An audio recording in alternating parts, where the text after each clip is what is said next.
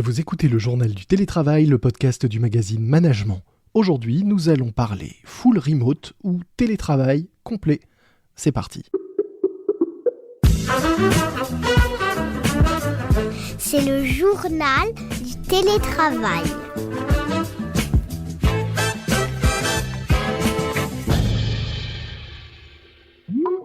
Quelle est la différence entre télétravail et travail en remote? Vaste question. Et entre 100% télétravail et full remote, est-ce que c'est la même chose ou pas? Eh bien, c'est ce que nous allons voir aujourd'hui dans le journal du télétravail de management avec Anthony Lambert, cofondateur de Bound Manager, un éditeur de logiciels métiers pour les entreprises du numérique, notamment SS2I et cabinet de conseil. Bonjour Anthony. Bonjour. Alors vous, ça fait 10 ans que vous êtes en 100% télétravail ou 100% remote.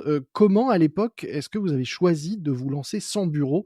Est-ce que vous pouvez un peu nous raconter, l'histoire de cette société, totalement, éclatée? Alors, maintenant, ça fait même Et c'est pas péjoratif, hein, quand je dis totalement éclatée, c'est, physiquement dans des sites et des lieux différents. pas de problème.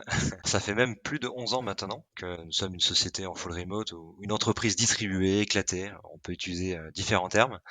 Alors, c'était pas un modèle voulu. Mmh. J'ai créé cette société avec mon grand frère Tanguy. Et j'étais à Lille, il était à Brest. On s'est dit, bah tiens, on va chacun travailler de chez soi et on avisera ensuite pour des locaux. Et au bout de quelques mois, en fait, on s'est rendu compte en travaillant chacun de notre côté, on était ultra efficace. On arrivait à très bien travailler à distance et à l'époque, il n'y avait pas autant de moyens que maintenant. Mais on n'avait pas encore pris conscience que c'était un modèle qu'on voulait garder. On a recruté d'autres collaborateurs naturellement dans d'autres villes parce qu'on se disait que ça marchait bien entre nous. Donc pourquoi pas faire la même aventure avec d'autres salariés. Et Mmh. c'est vrai qu'à chaque fois qu'on a passé les paliers de 2, de 3, de 5, de 15, on se reposait la question quand même. Bon, on va le tenir combien de temps ce modèle en étant sans bureau? Mmh. Comment on va réussir à fédérer toute cette équipe? C'est des problématiques qu'on s'est posées au fur et à mesure et qu'on a réussi j'espère, à bien traiter et à améliorer au fur et à mesure des années. Vous êtes, combien, aujourd'hui? On est 32 sur la France avec 2-3 à l'étranger, mais c'est surtout sur la France pour Et l'instant. 32 qui sont tous, dans des endroits différents ou est-ce qu'il y a quelques, clusters de collaborateurs, dans des villes? Des regroupements, ouais. Effectivement, on en a certains, mais c'est par hasard. Alors c'est vrai que c'est sûr, quand on voit des candidats qui sont dans des villes où on est déjà présent, on est content, parce qu'on se dit: «Tiens, ça permettra de favoriser après des rencontres». Et ils le font? Pas forcément tous et pas forcément parce qu'ils s'apprécient pas. C'est qu'on a pris le pli de réussir à créer du lien à distance. Oui, c'est-à-dire qu'en fait, l'argent que vous ne dépensez pas dans les bureaux, en réalité, vous le dépensez dans des séminaires et des rencontres physiques que vous organisez, régulièrement, hors, période de crise sanitaire et de pandémie évidemment, pour permettre à tout à chacun de se rencontrer et surtout de créer, des liens et de créer ainsi un véritable collectif de travail. Exactement. C'est vrai que pour démarrer une activité, c'est bien pratique d'être dans ce modèle. Mais plus on commence à passer les paliers de 5, 10, 15, 20, 30, plus les séminaires qu'on organise pour justement pallier à cette distance, ça devient des coûts. Que ce soit en transport, en hôtel, en animation et même en organisation. Mmh mh. Pour en faire des beaux événements. Parce que c'est essentiel aussi que ce soit des événements marquants. Mmh. On fait tout pour que ça soit un succès et que ça nous aide à cimenter voilà toutes ces équipes, ces collaborateurs qui travaillent à distance. Alors si aujourd'hui, le fait de plus avoir de ne pas avoir de bureau n'est pas, une économie aussi importante qu'à vos débuts, qu'est-ce que ce mode de collaboration et de fonctionnement vous apporte? Je pense que l'intérêt, il se trouve principalement à titre personnel pour les collaborateurs, que ça va motiver. Mmh. Parce qu'ils se rendent compte qu'en une journée, ils arrivent à être, plus productifs en travaillant moins. Même quelqu'un qui a un travail, pas si loin de chez lui, il peut compter 1 heure de déplacement par jour. Mmh. Ce 1 heure là, il l'a déjà gagné pour s'investir directement sur les tâches qu'on lui confie. Et ce qu'on essaie de prôner, à nos collaborateurs, c'est de faire des journées, raisonnables et de pas faire des horaires pour faire des horaires et de la présence pour faire de la présence. C'est vrai que vous dites, vous, que bien qu'étant tous en télétravail et à distance, vous avez le fonctionnement d'une entreprise classique avec, Ouais. ses horaires, 9h-18h, et ses objectifs, un fonctionnement finalement, presque comme si vous étiez tous au bureau. Exactement. Il n'y a pas un qui travaille la nuit et un qui travaille le week-end.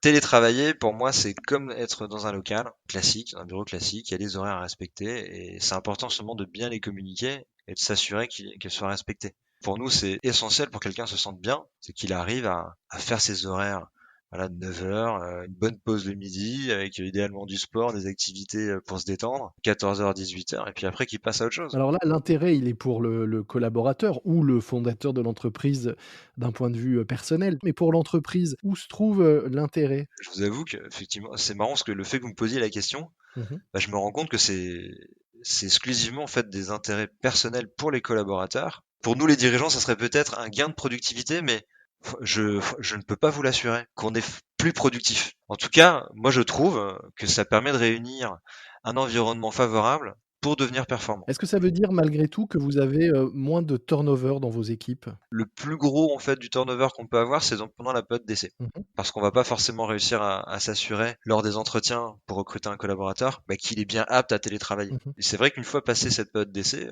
aujourd'hui, effectivement, on peut être fier du faible turnover qu'on a chez nous. Auparavant, être une entreprise, qui proposait, du 100 télétravail comme vous, était un véritable avantage par rapport à d'autres, recruteurs, au moment de chercher certains talents. Est-ce que le fait que ce télétravail se généralise va pas finalement vous faire perdre un petit peu cette spécificité? Est-ce que vous ne craignez pas qu'à l'avenir, ça rende plus compliqué certains, recrutements? Non, je pense que c'est plutôt une très bonne chose. Mmh. Justement, ça va permettre de faire connaître cette manière de travailler qui était jusqu'alors vue comme une chose étrange. Mais d'ailleurs, même on l'a constaté, là on a maintenant des personnes qui postulent, qui nous disent j'ai pu tester le télétravail voilà cette année. Mmh. Moi je trouve ça génial, mais mon employeur me permet de le faire que maximum 3 jours par semaine. J'en veux plus. Je trouve ça génial. Et vous diriez que du coup, cette période a fait que le regard a changé sur, la façon dont vous travaillez? Qu'est-ce qu'on vous disait avant, quand vous expliquiez que vous étiez une entreprise, remote et 100 télétravail et qu'est-ce qu'on vous dit aujourd'hui? Mais vous avez travaillé sans locaux, comment vous faites? Mais vous vous voyez jamais? Comment on fait pour créer de vrais liens avec ses collègues? Une des premières phrases, c'est souvent: «Mais en fait, vous travaillez pas» ou «Vos collaborateurs, ils travaillent pas». Voilà. Comment vous faites pour vous assurer qu'ils travaillent? Et alors, comment vous faites? Eh ben, moi j'ai envie de leur dire: «Ah d'accord, donc en fait toi, quand tu travailles, dans ta société, ton patron, il sait que tu travailles bien parce que tu es en face de lui ou tu es dans un local pas loin. C'est comme ça que tu lui montres que tu travailles». Bon, je dis: «Bon, j'espère pas». Effectivement, après, je suis certain qu'il y a une bonne partie de salariés qui ne sont pas faits pour télétravailler et Mmh. pour qui c'est très compliqué même de le faire 2 jours ou 3 jours par semaine. Alors avec l'expérience, est-ce que vous avez vous déjà alors vous disiez que c'était parfois compliqué et que la période d'essai était très, Mmh. révélatrice, mais est-ce que vous avez quand même malgré tout, identifié, 2-3, soft skills comme on dit ou, 2-3 compétences, ou traits de caractère qui facilitent le télétravail? La première soft skills qu'il faut avoir, c'est d'être quelqu'un de responsable, autonome, passionné. Mmh. D'autres soft skills, peut-être, c'est la positivité. Mmh. En étant à distance, d'avoir des comportements négatifs, ça peut vite devenir pesant. À distance, c'est vrai que si on se voit pas et que la seule réunion qu'on a dans la journée ou dans la semaine, on se retrouve avec deux trois collabs qui broient un peu du noir Mmh. parce qu'ils sont contents de vous voir pour partager leurs soucis. Bon, ça motive pas à s'investir. Mais bon, c'est valable pour un modèle classique aussi. Mais en tout cas, je pense que c'est encore plus destructeur en étant à distance. Et les moments de partage qu'on a à distance, qu'est-ce que ça fait plaisir de voir des collaborateurs qui ont le sourire. Et vous disiez donc des moments de convivialité et créer, des occasions de discuter, d'autres choses que du travail. Comment vous vous êtes organisé sur ce plan-là? Quel est votre rythme d'échange? Est-ce que vous avez des grands rendez-vous un peu, Ouais. ritualisés avec vos équipes? Un des points clés, c'est instaurer des rituels et provoquer de nombreux prétextes pour avoir des échanges entre les Mmh. collaborateurs, voilà, qui sont tous à distance. Nous, ce qu'on impose, c'est que chaque jour, déjà, tout le monde dit bonjour. Donc, on va avoir des bonjour, bonjour, bonjour, bonjour qui arrivent en flux plus ou moins massif vers 9 heures. Mmh. Ensuite, on essaie de faire en sorte qu'il y ait de nombreuses réunions professionnelles et non pro. Par exemple, voilà, le lundi matin, le rituel, ça va être déjà à 9 heures, donc on se retrouve, on va se raconter notre week-end. Mmh. Moi, je connais bien la vie de mes commerciaux. Ils savent que je fais de la musique, que je fais du sport, que je suis en train de réparer en ce moment ma voiture. Voilà, on se suit et on rebondit sur ce qui a pu être dit la semaine d'avant. Mmh. Ça contribue déjà à créer du lien avec déjà son service et à se dire, bah tiens, je suis pas juste avec des collègues à 10 ans, je suis avec des gens que je connais bien, même peut-être même mieux que certains de mes amis ou ma famille en fait. D'autres rituels qu'on peut avoir, c'est sur Slack. Ça, c'est super. On va pouvoir mettre plein de petites chaînes. Par exemple, il y en a qui vont avoir des poules chez eux. Ils vont créer une chaîne poules et ils vont partager des bonnes pratiques ou même des blagues parce que c'est quelque chose qu'ils partagent entre eux. D'autres, Mmh. ils vont faire du crochet. Et après, il y a les chaînes pro, hein, bien sûr aussi, hein, qui vont être sur le support, sur le commerce, sur le partage de leads, on va avoir des chaînes, par exemple, Too Much Love Mmh. pour réussir à partager au sein de la société, voilà, tous les remontées d'amour, on va dire, et de compliments qu'on a pu avoir par nos clients, qui indirectement aussi aident à rendre fiers nos collaborateurs. On parlait des rituels, en ligne. Qu'est-ce qu'il en est de ce physique? Quel est le rythme de vos réunions physiques? Physiquement, on va se retrouver 3 fois par an, entre 3 et 4 jours, sur chaque séminaire. Et on en fait au moins un à l'étranger chaque année. Au départ, c'était plus pour remercier. Mmh. Après, on s'est rendu compte que c'était pas juste un remerciement, c'était devenu vital. C'était ce qui nous permettait de renforcer les liens et de confirmer qu'on était une vraie équipe qui s'entendait bien et qui avait plaisir à se retrouver. Et c'est un événement qui est ultra attendu. Et les premières réunions, les premières visios qui suivent, ces rencontres physiques, vous sentez que l'ambiance est Ah différente? mais il y a un avant et un Mmh mh. après, toujours. Enfin moi si je pourrais en faire 5 par an, je les ferais, mais ça serait compliqué. Là, cette année 2020 et cette année 2021, c'est vrai que pour nous, c'est dur, parce qu'on a besoin de cette rencontre, malgré qu'on soit une société en full remote, Mmh. et on a pu se rendre compte de l'importance de ces séminaires. Finalement, pour vous, alors que depuis 10 ans, vous êtes, vous, en total télétravail, maintenant que ça se démocratise, est-ce que vous pensez que dans 10 ans, vous aurez pris des bureaux? Alors, comme on n'aime pas faire comme tout le monde, je pense qu'effectivement, vous avez raison, on va prendre des locaux quand tout le monde, quand toutes les sociétés auront abandonné les leurs. Plus sérieusement, pour l'instant, c'est pas d'actualité.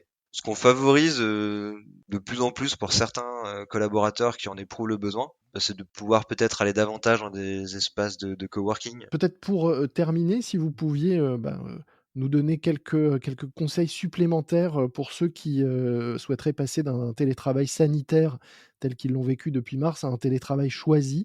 Est-ce qu'il y a des étapes, des précautions et vraiment des choses qu'il faut avoir en tête et que vous avez pu tester depuis, maintenant 11 ans? C'est vrai que la confiance, j'ai oublié d'en parler, mais c'est le sujet principal d'ailleurs. Mmh. Parce que bien souvent, il y en a qui vont vous dire, mais comment vous pouvez faire confiance à vos collaborateurs, s'assurer qu'ils travaillent? Ben, justement, c'est parce que je pars du postulat que je leur fais confiance Mmh. et plutôt miser sur la culture du résultat que sur la culture du contrôle. Et dans un management, dans la bienveillance, voilà, c'est bon après ça c'est plus après on sort du contexte télétravail, mais c'est vrai que plus on se sent à l'aise dans sa société et avec ses employeurs, plus on arrive à se lâcher et à partager. Merci beaucoup, Anthony, Lambert. Je rappelle que vous êtes l'un des cofondateurs de Boond Manager, une entreprise spécialisée dans l'édition d'outils de gestion pour les sociétés de conseil et d'ingénierie notamment, et que vous êtes à 100 en télétravail depuis votre création, il y a maintenant plus de 11 ans. Nous mettrons, dans les notes de cet épisode un lien, vers la présentation de la société pour ceux qui voudraient en savoir plus sur vos activités. Un grand merci. C'est la fin de notre JT, le journal du télétravail de management, un podcast que je vous recommande si vous ne l'avez pas encore découvert. Il s'appelle Trouveur d'emploi et il aide les chercheurs d'emploi à trouver un job ou un stage ou une alternance. Il est présenté par Christelle Defoucauld, experte en recherche d'emploi, conférencière, auteure de nombreux livres sur le sujet. Il est disponible tous les vendredis sur toutes les plateformes d'écoute. Trouveur d'emploi, un nouveau podcast à votre service, proposé par le magazine Management. Moi je vous dis à très vite. D'ici là, soyez prudents, respectez les consignes et les gestes barrières, portez-vous bien et bon télétravail à tous. C'est le journal du télétravail.